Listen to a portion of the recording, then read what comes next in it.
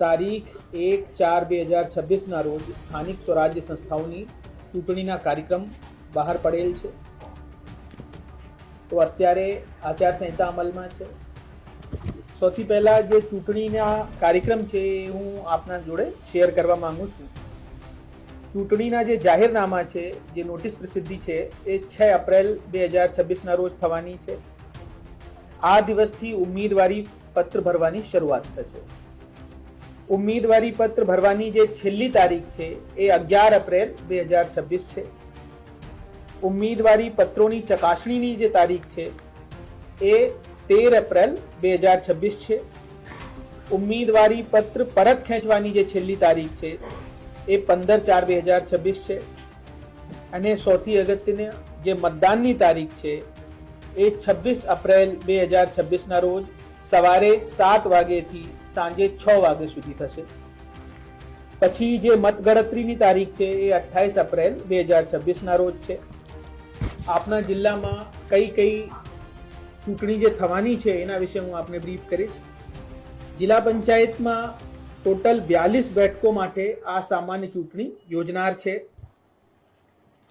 આપણા જિલ્લામાં કુલ 9 તાલુકા પંચાયતની સામાન્ય ચૂંટણીઓ, 9 તાલુકા પંચાયતમાં 176 જેવી બેઠકોની સામાન્ય ચૂંટણી થવાની છે. આ તાલુકા પંચાયતનું નામ છે નડિયાદ, માતર, ખેડા, મહેમદાબાદ, મહુધા, ઠાસરા, બસો, ગલતેશ્વર અને ફાગવેલ. નડિયાદ મહાનગરપાલિકામાં કુલ 13 વોર્ડની ચૂંટણી થવાની છે. આ 13 વોર્ડમાં ટોટલ 52 બેઠકોનો સમાવેશ છે.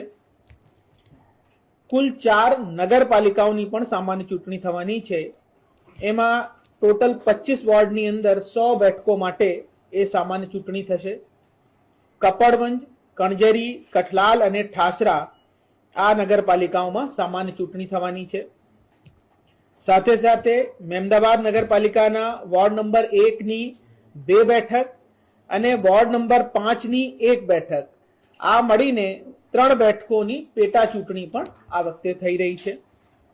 મહુધા નગરપાલિકાના વોર્ડ નંબર 5માં 1 બેઠકની પેટા ચૂંટણી થઈ રહી છે.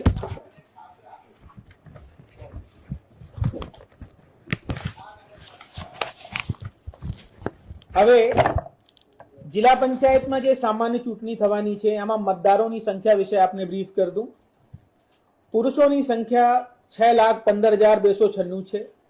સ્ત્રીઓની સંખ્યા 5,82,077 છે. અન્ય મતદારો 22 છે.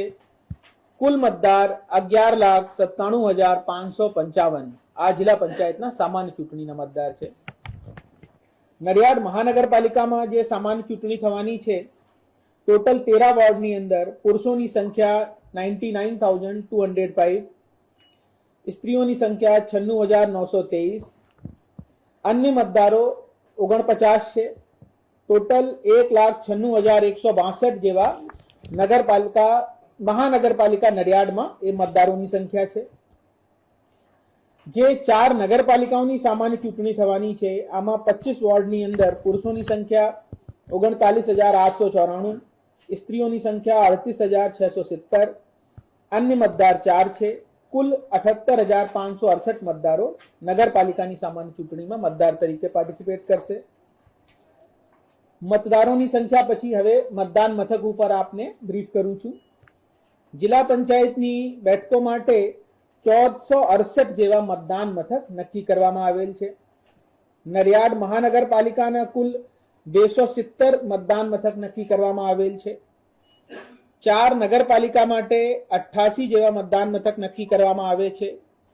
2 નગરપાલિકાની જે પેટા ચૂંટણી થવાની છે એના માટે 11 મતદાન મથક નક્કી કરવામાં આવેલ છે. આ સમગ્ર મત પ્રક્રિયા ઈવીએમ મારફત યોજનાર છે. હવે જે વ્યક્તિઓ ઉમેદવારી તરીકે આમાં નામ નોંધાશે એના ચૂંટણી ખર્ચ મર્યાદા વિશે આપને જણાવી દઉં. જિલ્લા પંચાયતના દરેક મતદાર મંડળના ઉમેદવાર માટે 6 લાખ રૂપિયાની મર્યાદા છે. તાલુકા પંચાયતના દરેક મતદાર મંડળના ઉમેદવાર માટે 3 લાખ રૂપિયાની મર્યાદા છે. મહાનગરપાલિકાના દરેક વોર્ડના ઉમેદવાર માટે 9 લાખ રૂપિયાની મર્યાદા છે.